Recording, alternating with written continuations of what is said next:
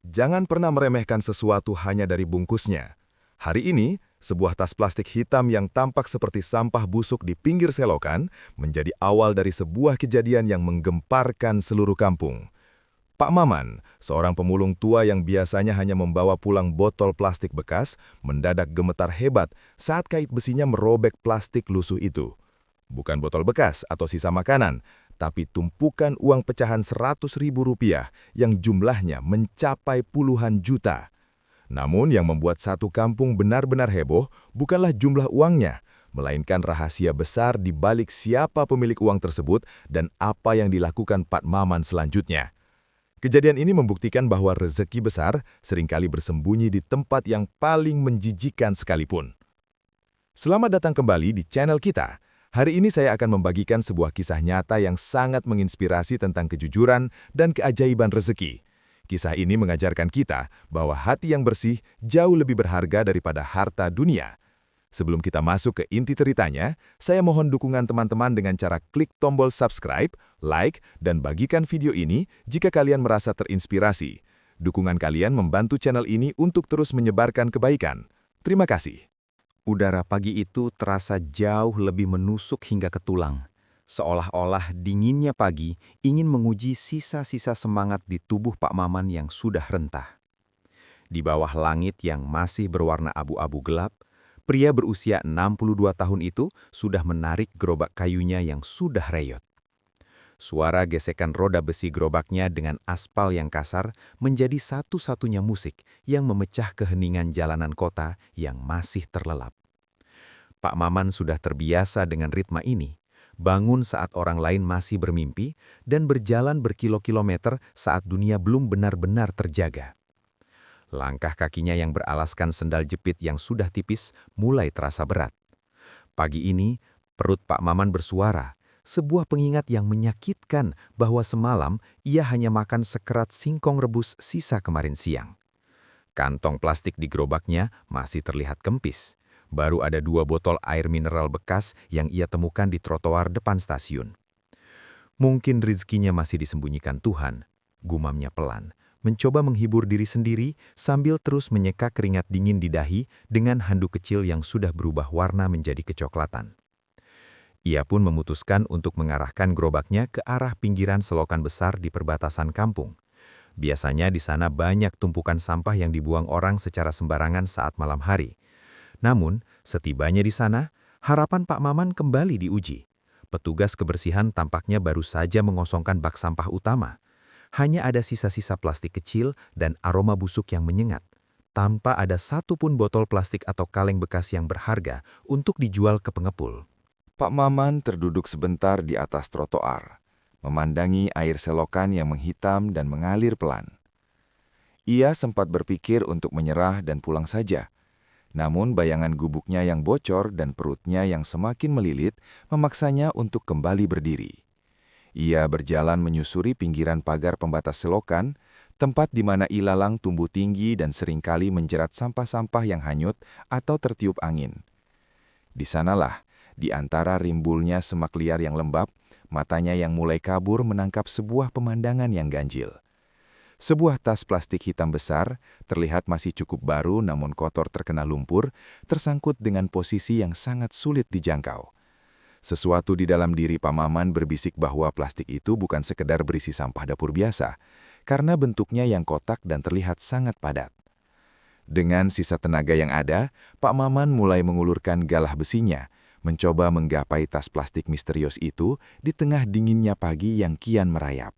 Dengan napas yang sedikit tersengal, Pak Maman mengerahkan sisa kekuatannya untuk menarik tas plastik hitam itu keluar dari rimbunnya semak liar. Plastik itu terasa jauh lebih berat dari dugaannya, seolah ada beban padat yang sengaja disembunyikan di dalamnya. Saat tas itu berhasil ia angkat ke atas trotoar, Pak Maman terdiam sejenak. Plastik itu kotor, berlumur lumpur selokan yang hitam dan berbau amis. Namun ada sesuatu yang aneh. Plastik tersebut tidak sobek meskipun tersangkut ranting tajam, dan ikatannya sangat rapi, seolah-olah isinya adalah sesuatu yang sangat berharga bagi pemilik sebelumnya. Rasa penasaran mulai mengalahkan rasa lelahnya. Dengan tangan yang masih gemetar, ia merobek ujung plastik itu menggunakan pengait besinya. Lapisan pertama terbuka, menampakkan sebuah tas jinjing berbahan kanvas tebal di dalamnya. Pak Maman menelan ludah. Jantungnya berdegup kencang, sebuah firasat aneh menyelimuti pikirannya. Ia celingukan ke kiri dan ke kanan, memastikan tidak ada orang yang memerhatikannya di remang fajar itu. Perlahan, ia membuka resleting tas kanvas tersebut. Seketika, dunia seolah berhenti berputar bagi Pak Maman.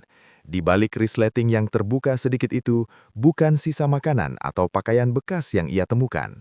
Matanya yang sudah renta terbelalak menatap tumpukan uang kertas berwarna merah dan biru yang tertata sangat rapi. Uang itu diikat dengan karet gelang dalam bundelan-bundelan tebal. Pecahan 100.000 dan 50.000 rupiah seolah memantulkan cahaya redup fajar, berkilauan di depan matanya yang mulai berkaca-kaca. Pak Maman terperanjat. Ia hampir saja terjatuh ke belakang. Ia menarik napas dalam-dalam, mencoba meyakinkan dirinya sendiri bahwa ini bukanlah halusinasi akibat perutnya yang kosong. Ia menyentuh salah satu bundelan itu dengan ujung jarinya yang kasar dan hitam karena debu jalanan. Terasa nyata, tekstur kertasnya, aroma khas uang baru, dan jumlahnya yang sangat banyak, mungkin puluhan atau bahkan ratusan juta rupiah.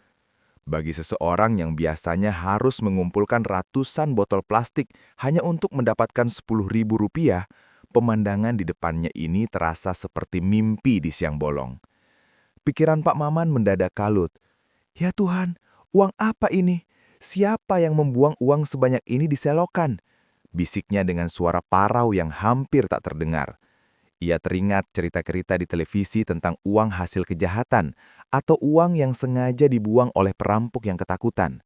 Rasa takut mulai merayap di hatinya, lebih besar daripada rasa senangnya.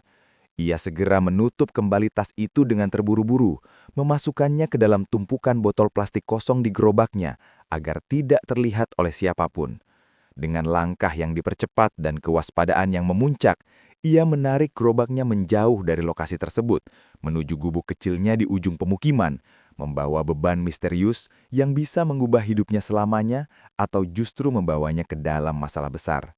Setibanya di gubuk sempit yang lebih mirip tumpukan barang bekas daripada sebuah hunian, Pak Maman segera mengunci pintu kayu yang sudah miring dan keropos. Ia duduk di atas lantai semen yang dingin, menaruh tas plastik hitam itu di depannya dengan napas yang masih memburu. Di dalam ruangan berukuran 2 kali 3 meter itu, hanya ada suara detak jam dinding tua dan tetesan air dari atap yang bocor.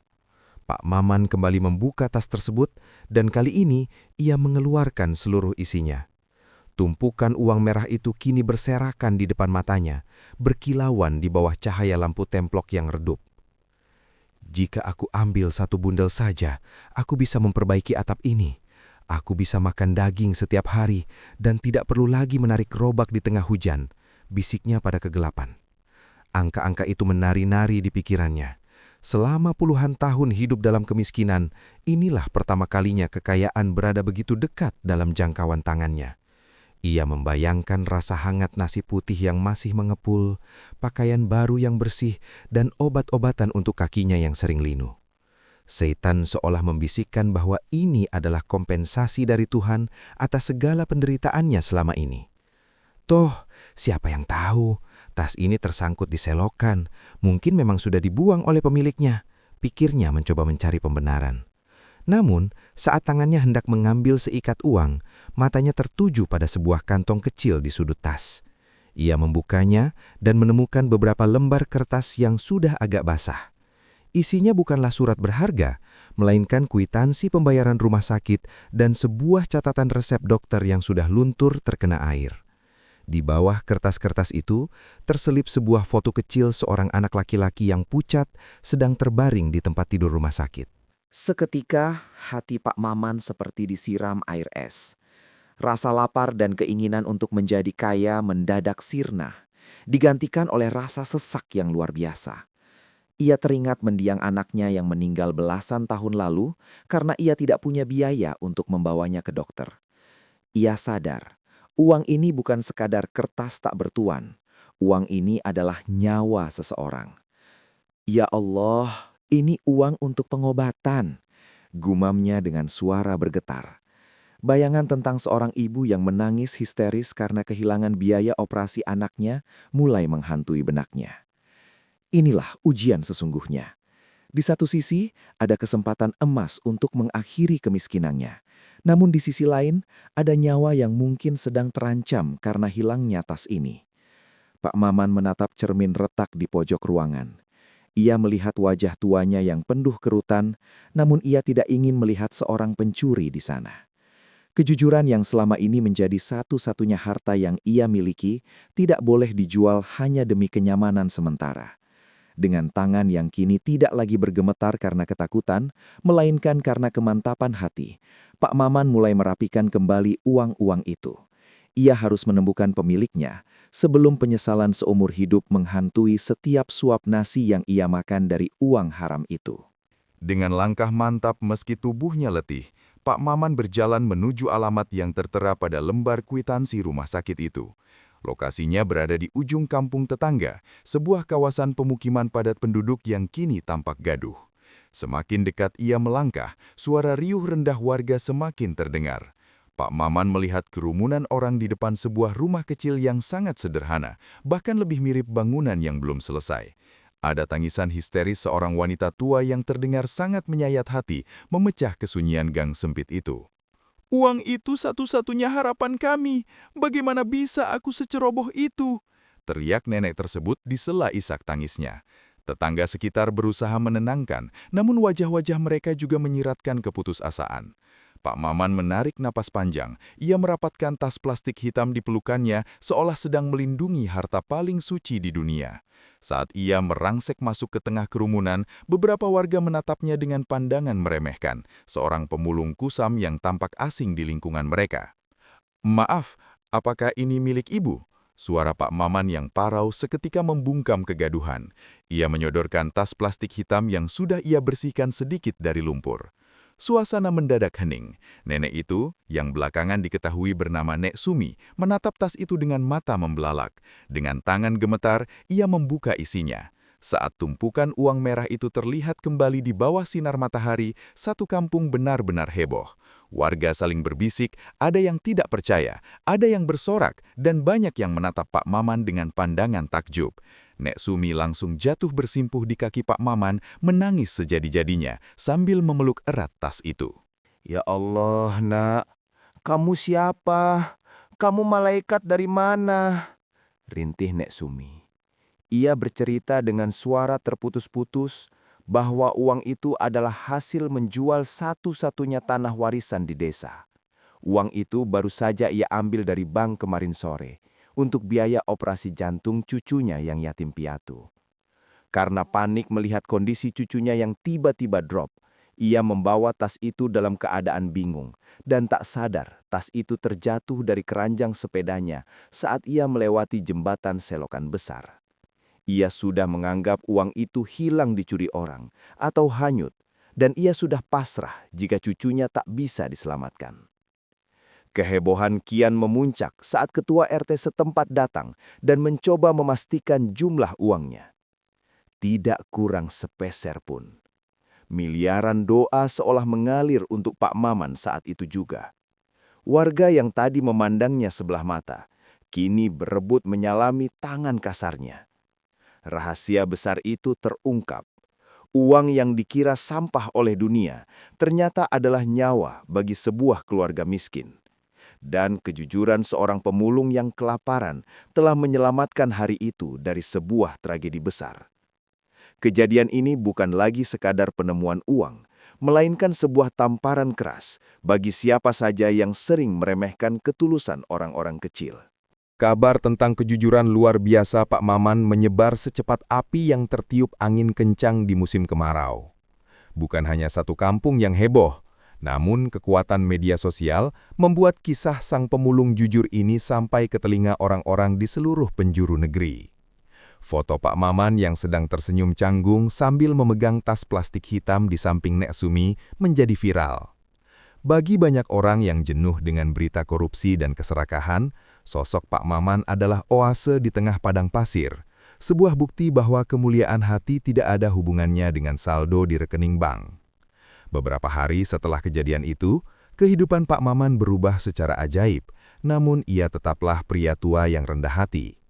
Seorang pengusaha properti yang merasa tersentuh setelah menonton video amatir warga tentang kejadian tersebut, datang langsung ke gubuk Pak Maman.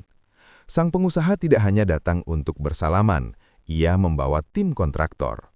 Dalam waktu kurang dari 2 minggu, gubuk reyot yang dulunya bocor dan pengap itu diratakan dengan tanah, dan di atasnya dibangun sebuah rumah mungil yang sehat, permanen, dan sangat layak.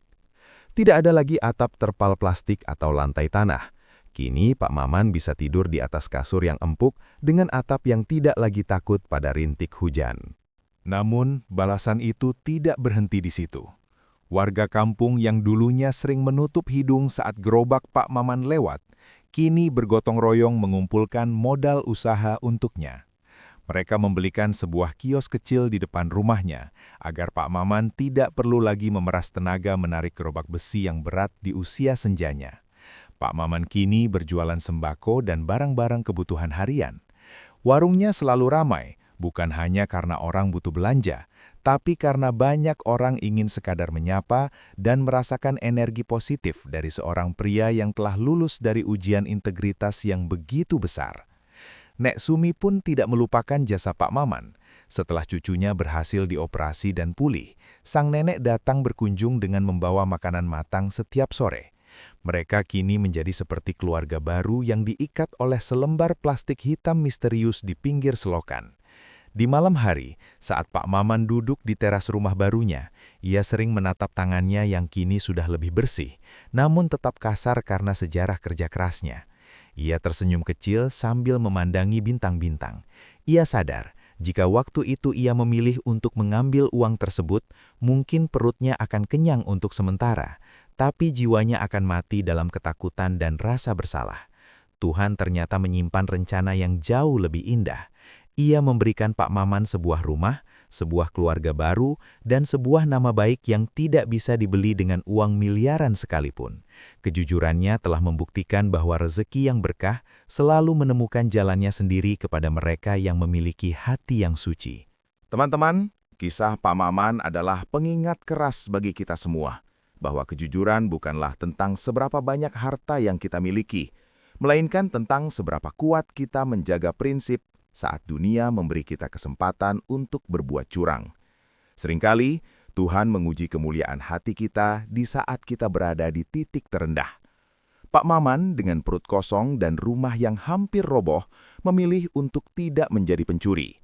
Ia membuktikan bahwa kemiskinan harta tidak boleh menjadi alasan untuk miskin nurani. Ingatlah, rezeki yang berkah tidak selalu datang dalam bentuk angka di rekening, tapi dalam bentuk ketenangan batin dan kasih sayang dari sesama.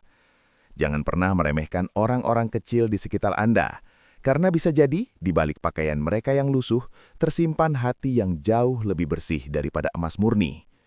Teruslah berbuat baik tanpa pamrih, karena semesta tidak pernah tidur dan selalu tahu cara membalas setiap ketulusan dengan cara yang paling indah dan tidak terduga. Terima kasih yang sebesar-besarnya bagi teman-teman yang sudah setia menyimak kisah inspiratif ini sampai selesai. Saya sangat berharap cerita Pak Maman ini bisa memberikan warna baru dan semangat positif bagi kalian hari ini. Jika video ini menyentuh hati Anda, mohon dukungannya dengan menekan tombol subscribe, like, dan bagikan kepada orang-orang tersayang agar pesan kebaikan ini terus menyebar. Jangan lupa tuliskan doa atau pendapat kalian tentang kejujuran Pak Maman di kolom komentar. Saya sangat ingin membacanya. Terima kasih sekali lagi atas waktu dan dukungan tulus kalian pada channel ini. Tetaplah menjadi orang baik dimanapun berada, karena dunia butuh lebih banyak orang seperti kalian. Sampai jumpa di video penuh inspirasi berikutnya. Tetap semangat dan jadilah berkah bagi sesama.